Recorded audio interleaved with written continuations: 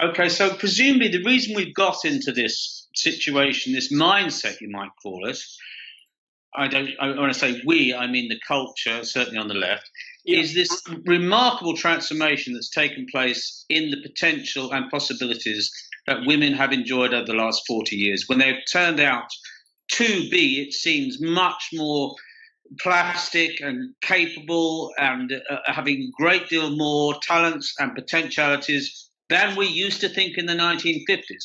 And this extraordinary liberation that's happened, and it has happened unquestionably, has seems to have led us to the point of view that there is a kind of infinite malleability going on.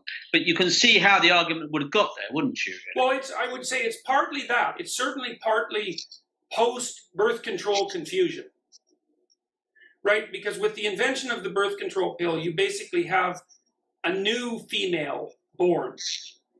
Because there's never been a female in the history of life that had voluntary control over her reproductive capability.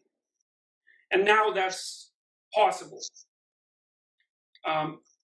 So then the question arises, well, what is this new creature like? And one answer is, she's like any way she wants to be. And then if you ally that as well with the Marxist doctrine of, which is a social constructionist doctrine, that the state constructs the individual and should do so, then you get a double whammy. And so some of it's understandable because we are still trying to figure out the parameters of female behavior once femininity is unlocked from involuntary reproduction. And also, of course, the birth control came about at pretty much the same time as there was a great uptick in economic fortune. So there was presumably a great deal of possibility out there. Right.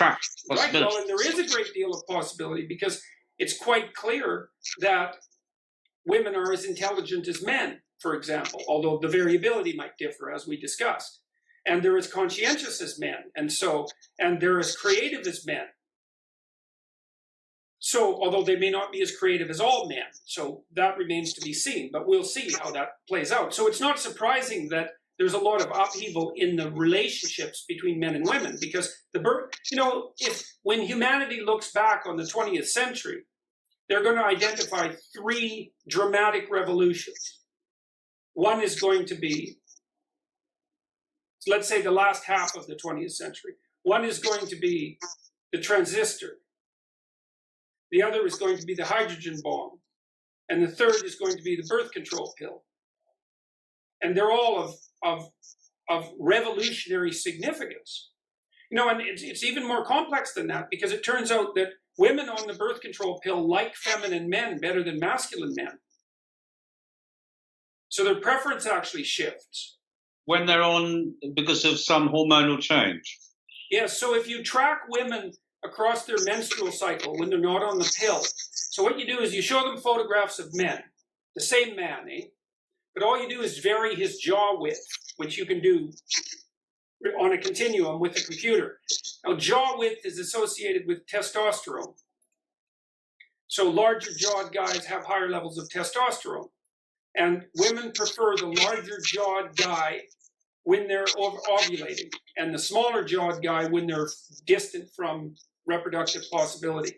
And so, you see, women might want a monster to mate with and a pell to raise children with. And I think in the Beauty and the Beast story, which I think is in some ways the central female myth, there's an attempt to bridge the gap, because what the woman does is find a monster and tame him. But you want your man to be tame enough so he doesn't eat your children, but you want him to be rough enough so that your son has a fighting chance in the mating.